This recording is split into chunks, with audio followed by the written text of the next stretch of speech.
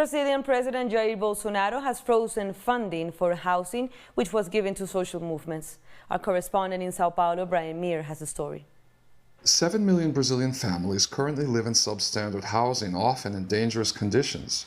For years, the Workers' Party governments provided subsidized financing and technical support for social movements to manage their own housing construction.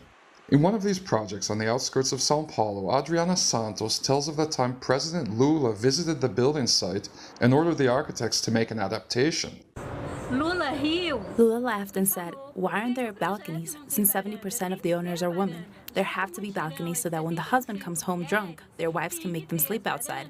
That's Lula for you. He says those kind of things, and it was wonderful. Now the biggest and last social housing project that was authorized in the final days of Dilma Rousseff's term is nearing completion. Social movement activists from Brasilândia favela in Sao Paulo volunteered their labor 1 day a week for 3 years. And once they move into the 54 square meter units, they will pay around $30 a month for 10 years to gain ownership.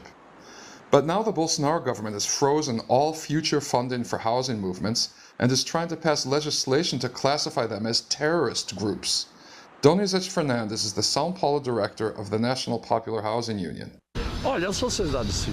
Civil society has to organize to gain its rights. And if we push for our rights and we have a president and his managers who call us terrorists, we'll be terrorists then. What's the problem?